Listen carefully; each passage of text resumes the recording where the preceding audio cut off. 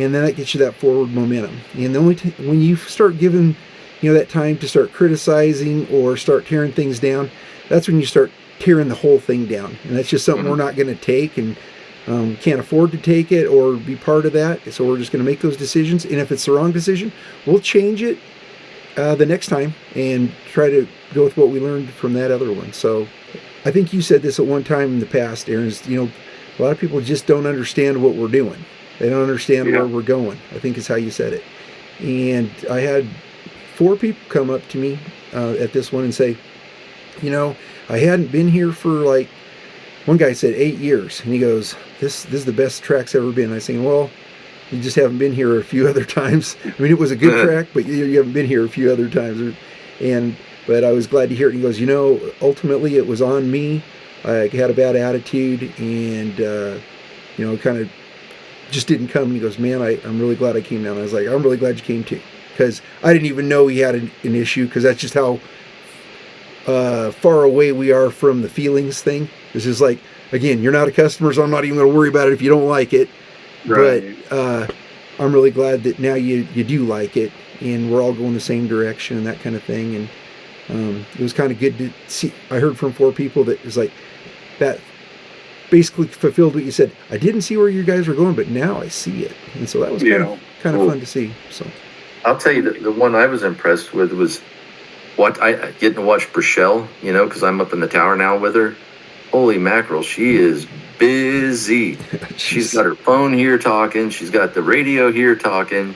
And she's, doing the scorekeeping. And I was like, wow, I couldn't believe how multitask she is. I mean, she can do it. And I was really impressed by all that.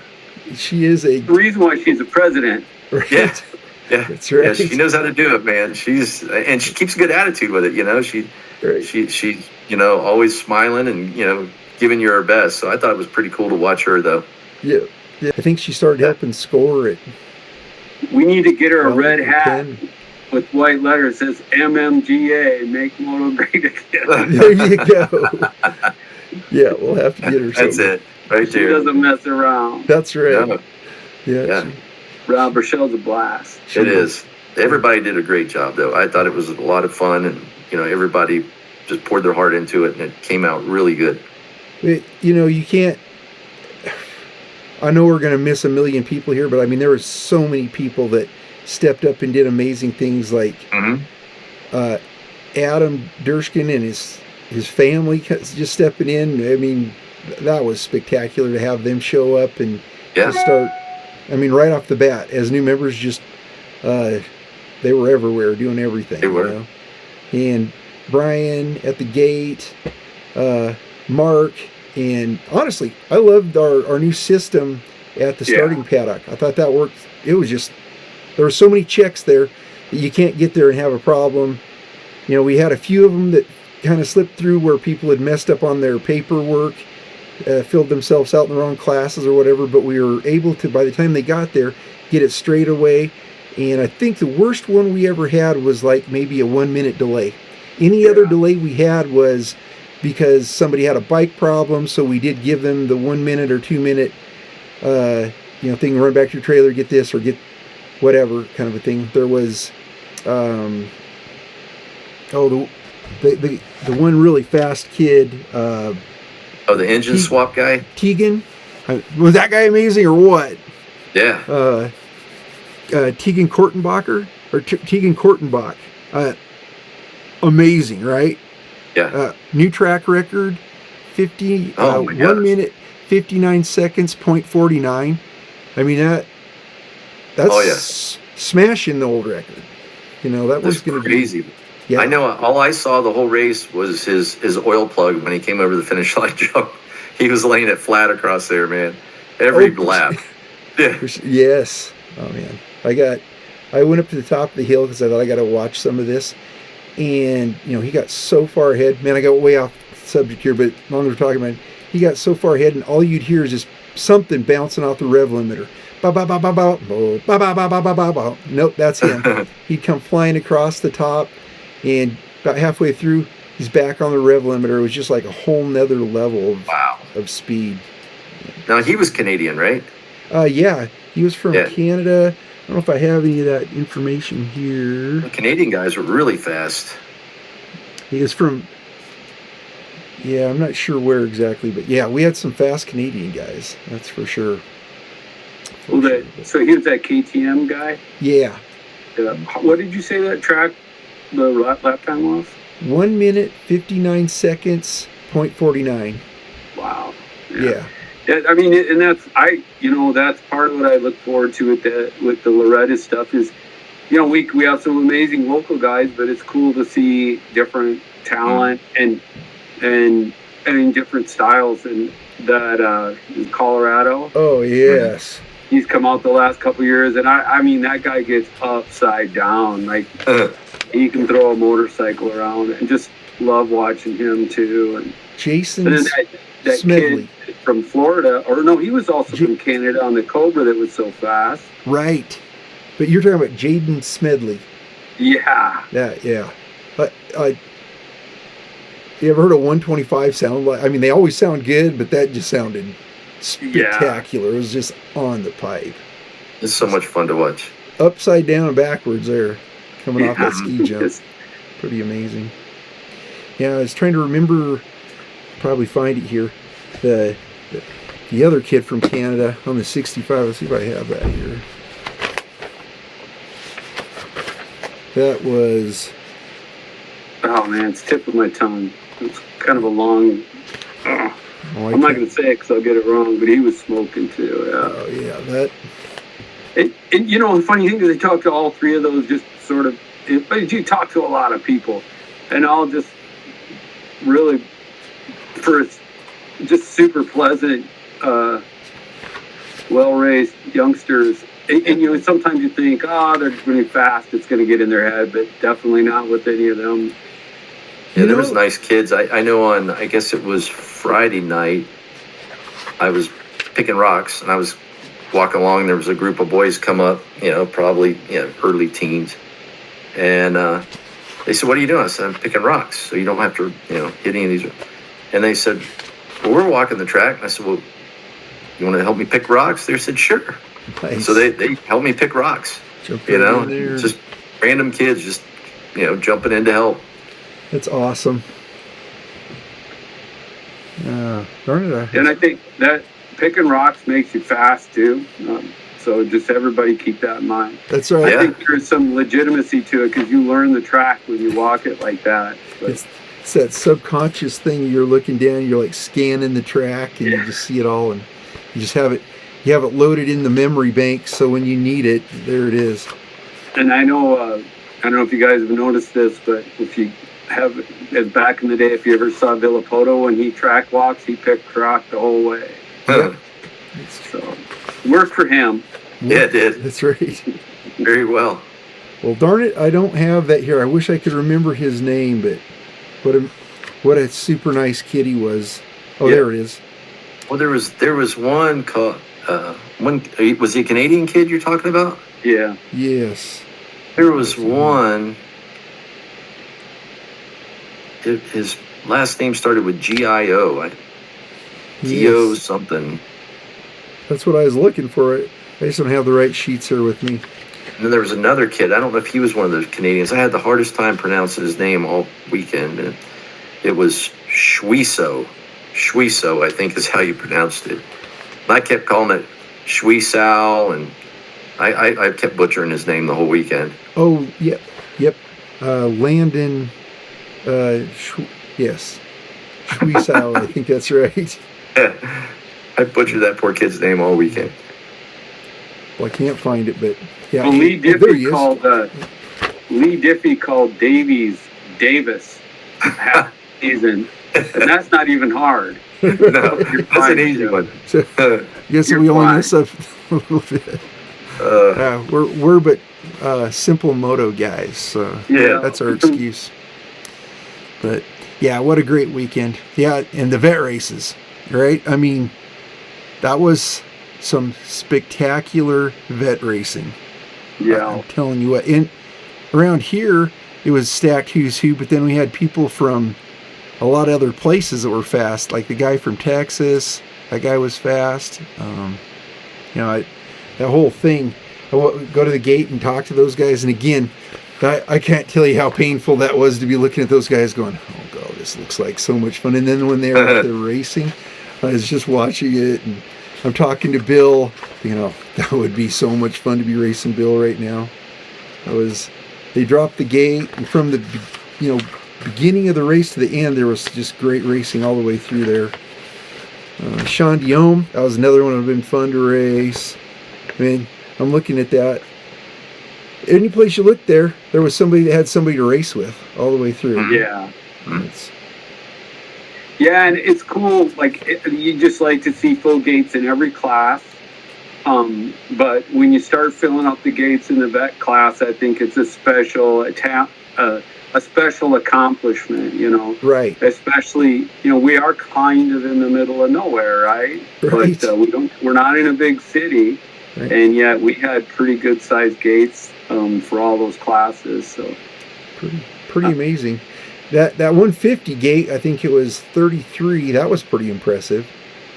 Yeah. You know? Yeah. I got that on video because I'm like this. As I said, I was standing there. I'm like, this has got to be the biggest gate drop in the state of South Dakota this year. Yeah, for sure. Who else has even got a gate as big as we do? No, that's true. It was. What was there, like 9 gates empty or something? Yes, that sounds about right. Yeah, out of 42, that would be 9 gates. Yeah, right. It's pretty impressive. Yeah, and really, those 9 were the ones that you probably didn't want to be at that day anyway. Cause right. So yeah, it was pretty impressive. I was super stoked with my gate pick.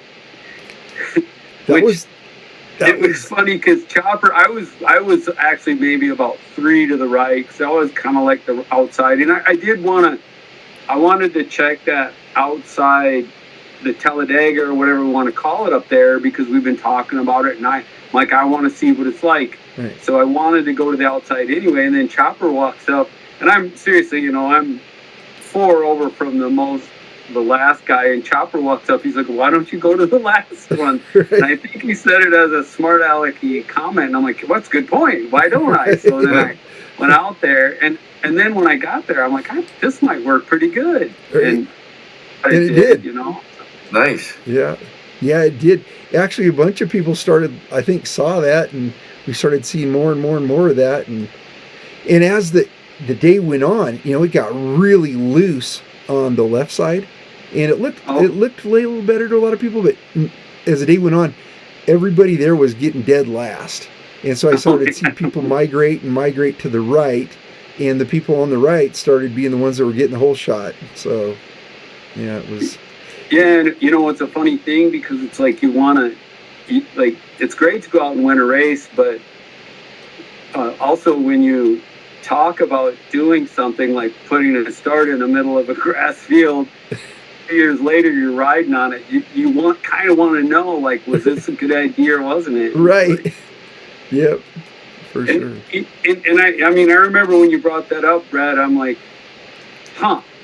you know, first, it was one of those things that, like, I didn't quite get it at first, but then and I think we had the tractors and hay bales out there, and you start thinking about it, and it's like, yeah, no, this could be really good. Right. And honestly, I love the play. Yes. I've been on longer ones and I've been on shorter ones, and for me, like, that's about where I want it to be. You know, it's kind of that, and it gives you so many chances, because think of how many people didn't get the whole shot, but by the end of the pigtail, they were in the lead. You know what I mean? So that was kind of the fun thing for me, working right there at the gate, to keep watching, just deciding how do I want to change that. What do I want to do is I'd see, man, that he's like, guy I was thinking might have got the whole shot, he's in 4th. And I'd keep watching, and by the series of those turns, and by the time he hit the table back, he's in 1st. You know, so that was kind of the beauty of that thing, is it gives a second chance too. And also, if you end up on the inside and get the whole shot, that does not necessarily translate to the exit speed of that corner. That's going to translate to getting to the jump first. Yeah. Right. And it's like I saw that over and over and over, which was kind of cool. Yeah, and we didn't see any pileups other than the 50s. Right. And, you know, the 50s can pile up anywhere at any time for any reason. So. Right. That's so true. There were some pretty gnarly braking bumps in the inside of that start too. You know, if you, because I didn't get my practice lap, so I didn't know. So I mean, I just went out and kind of winged it, and when I took the inside line, I was like, oh crap! When I saw those, I was like, uh-oh. I kept seeing that. So like in the Pro Sport, that was a place that you saw some really good line choices in there, like that Blake.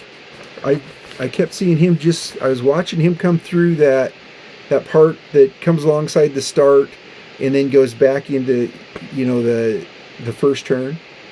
And I'd watch his suspension and it wasn't bucking him like a lot of other people. And he was smart enough. He was just moving over just enough that he was keeping his speed, but he looked smooth. So his body wasn't taking all those hits. And that hole that you're talking about, he like interpreted that corner completely different than a lot of people. Wow. And you would just watch him go through there and then make up tons of time in there.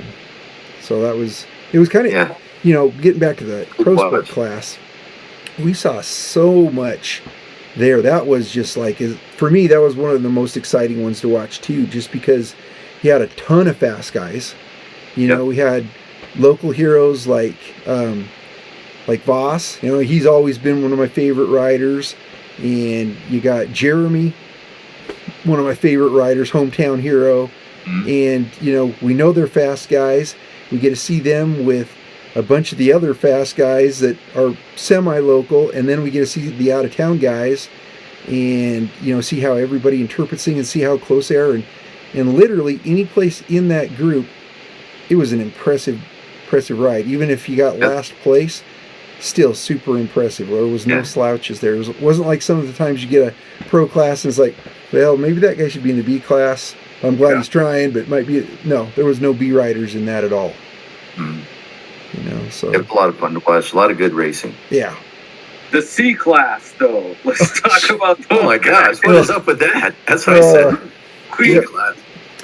A bunch of those guys. You guys are flying. A bunch of them, as fast as they are, as well as they're going to do, AMA is going to mark them up next year. There's just no way around it. Just because you know, they're lucky.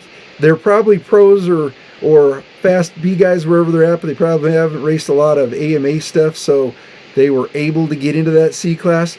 In no means are they a C class rider. I mean, by the rules, to be fair, in AMA, they can be there, but they won't be there next year. I can guarantee that. And we could get pretty negative about the everybody gets a trophy thing. And I mean, there's been movies about this, right? The Incredibles, isn't that what the whole theme of that? But, you know, the thing like in Moto, I can say this, and, you know, back in the day, there was a system where you moved up. But at this point in my life, like, I'm really glad I can say I was an A rider.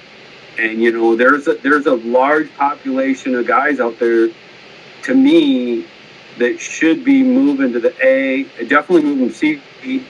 And I think to me, it's almost a pride thing. Like, you should want to get to the highest level you're capable of.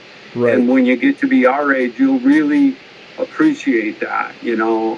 Right. I mean, I do, like, and maybe it's an ego thing. It's absolutely an ego thing. Let's not beat around the bush, but it's really important to me that I was an A rider for a time. And I would feel bad for anybody that bypasses that opportunity to get in there. And it's not just about being able to say it, it's being able to see where you really are. Right. You know, so like, we all know Jeremy's super fast and he knows it, but you know, where do you stack up in that? Like, right. You shouldn't expect to go out there and beat those guys, but how close are you on that pace? You know what I mean? And that's where you're going to learn your racecraft. I mean, you could race the C class your whole life and get first place in the C class your whole life. If you weren't forced to mark up, you'll always be a C rider. You're just never going to learn that racecraft. Where when you get to race with somebody that is at your speed, and you have to figure out how to get better. And I'm talking mentally, physically, bike setup, line choice, technical riding, just all the things that it takes to build the whole package. That's when you learn your racecraft and you become better, and then you make the whole sport better because you can pass it on to other people. There's so many times that you'll ride with people that have ridden a while, but they don't know how to corner ride or start ride or anything, and those are things that you can pass on, just these little tiny things that you've learned, and once they try it, then they improve. And that's the beauty of this sport, is just, you learn forever, and even if your speed isn't what it was maybe when you were younger, you still end up being maybe as fast, just out of knowledge. It sounds weird, but it's kind of true. It's one of those things. A lot of sports aren't like that, and motocross is kind of a cool sport that way.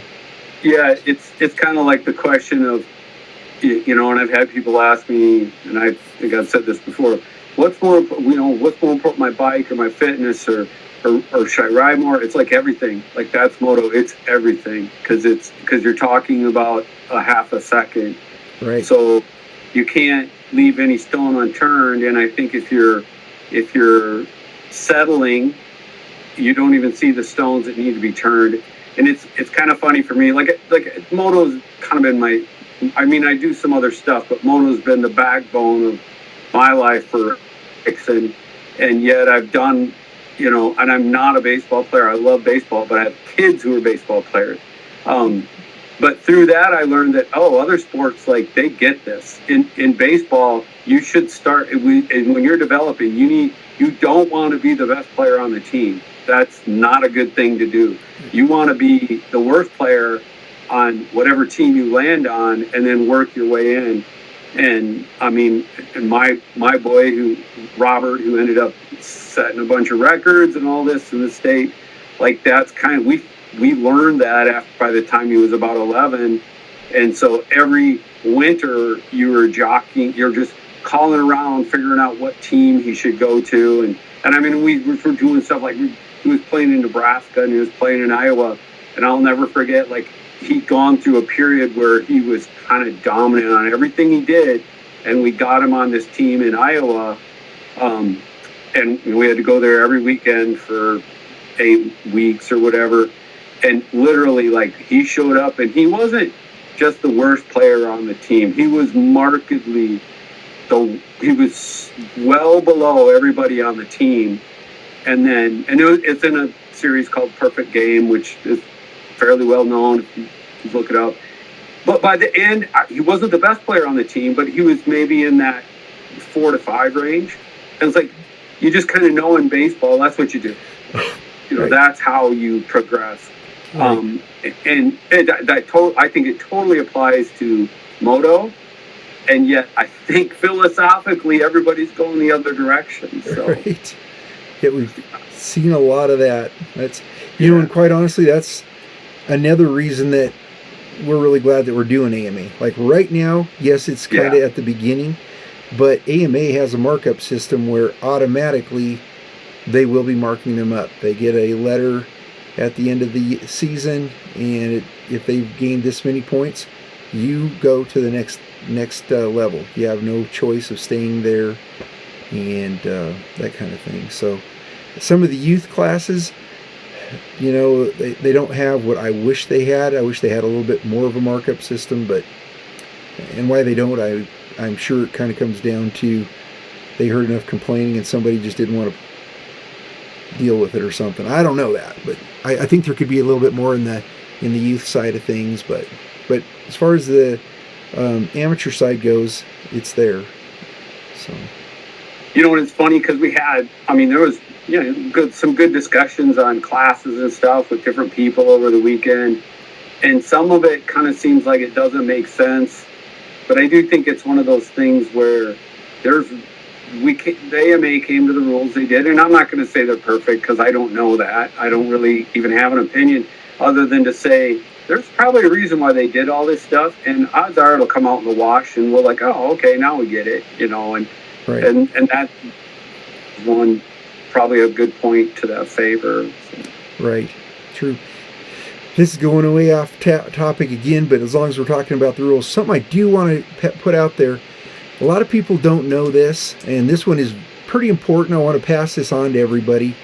In a yellow flag situation in amateur AMA motocross, you cannot gain an advantage. So in other words, if there's a yellow flag out, you cannot pass or gain an advantage. You can't get closer to the guy in front of you or anything until you have passed the downed rider. And we did have one in particular close issue there, where it was real close that there could have been a 5-point penalty and loss of a position as well. And that's just something I want everybody to think about. Whenever we get to a yellow flag situation, if you're on a jump, you must roll the jump in AMA motocross, or in AMA amateur motocross. You can't double it. You have to roll the jump. If it's on a straight stretch and there's a downed rider, you cannot gain an advantage. So in other words, if the distance is this far, you need to keep that distance, and you cannot pass until you have gotten past that downed rider in that incident. So just one of those things I want to throw out there, guys. It's all about safety. If we have the ambulance guys out there working on somebody, we're trying to keep the race going. It's important that you go through there and don't hit the ambulance worker, you don't hit the corner worker, you don't hit the flagger, you don't hit the downed rider, and you don't get hurt yourself. Go through there, be cautious, keep your distance, and know that if you keep your distance and somebody gains on you, we're going to go after them, not you. So that's one of those things we're going to have to be watching real close, and just want to pass that out there, guys. There was one of those that was real close, and let's just not have something like that again. So anyway, I kind of got off topic too on thanking everybody. We were talking about all the highlights. I wanted to highlight all the flaggers that came out and helped that were non-club members. I think they did a spectacular job.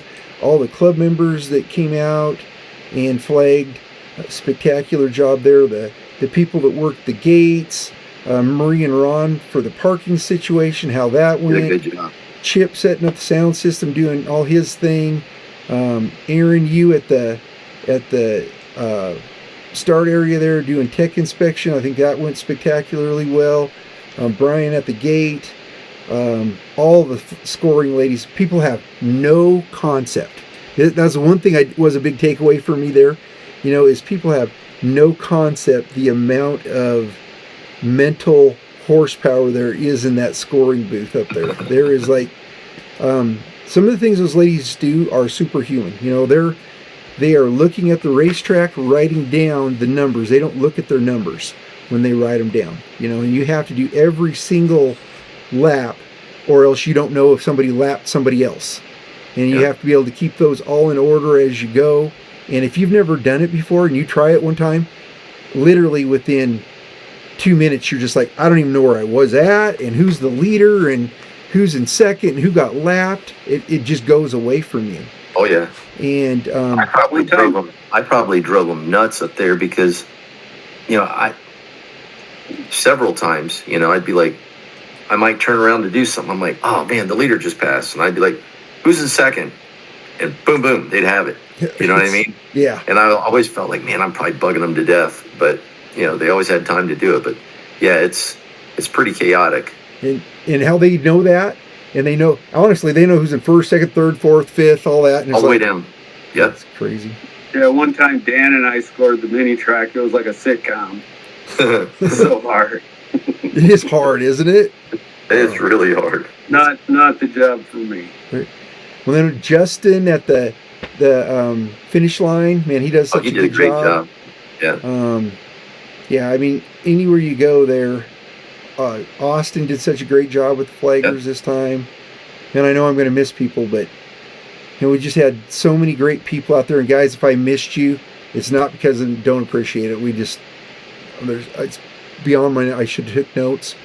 It's beyond all my thoughts right now of how well it went and how it just went together and what a great time it was. And that's all just because, And I kind of thought like Austin and Brandon teamed well together in that roaming position, like picking up all those.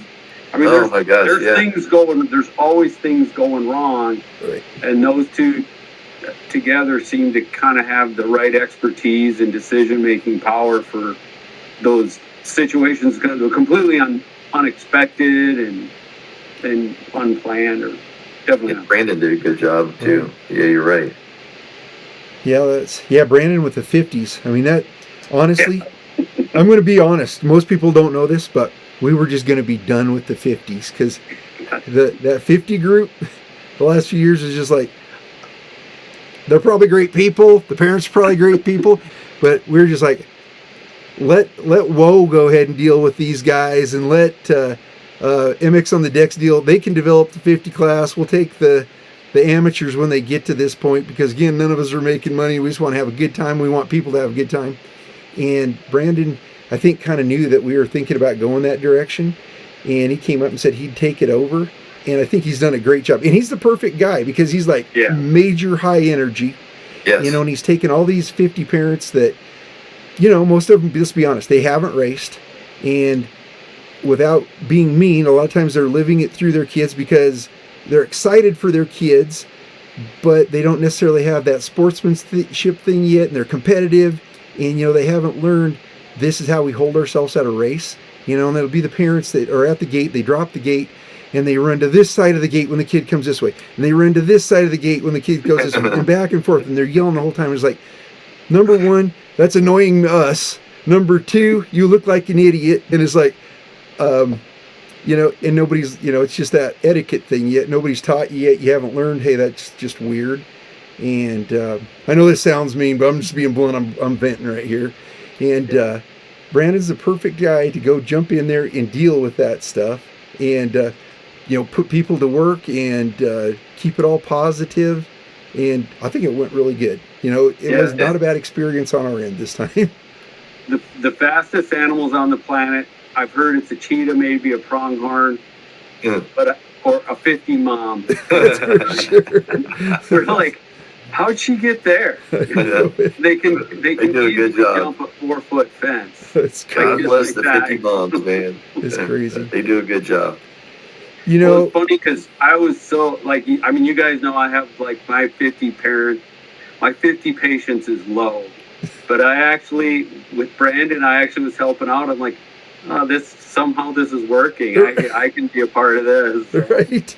Yeah, he's got the magic juju to make it work. So yeah. I think everybody had a good experience in that one. I mean, all the way around, and really the parents, you know, since we've implemented the thing of having the parents go through flagging training, and, you know, some of them being corner workers, some of them being flaggers, and then them working their position on the track instead of going around. I thought that has really worked well, and I think the kids have had a great experience. You know, the adults have had a great experience. The track workers have had a great experience, and we're seeing our 50 classes, you know, really improve because they're racing the big track instead of racing on a kid's track. They're actually having to deal with ruts, deal with mud, deal with all the things that, you know, we have to know in outdoor motocross. Because let's face it, we've had this conversation a million times, but outdoor motocross is not indoor motocross or arena cross. Two completely different animals. And, you know, if you think you're going to have a smooth track that's dry and that kind of thing on outdoor motocross, you don't know the sport, because that's not what it's about. And now we're seeing a lot of these kids that have learned how to deal with big ruts. I mean, and they're figuring out, oh, I don't have to drive in that rut. I can go around it.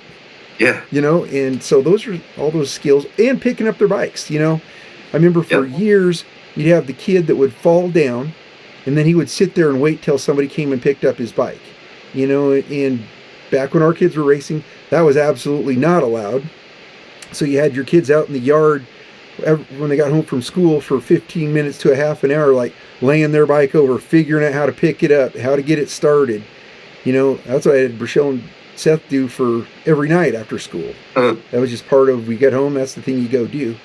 And we started seeing that this time, where these kids actually had the ability to get their bike up and get it started. You know, and so that in itself, if you learn that there think about how much further that translates down the road instead of somebody, the worst thing is for a while there we were getting where we'd have 85s that would crash and they would stand there and wait till a corner worker or a flagger or someone got there to help them out. And it's like, if you can't do that by that point, you should not be on this racetrack.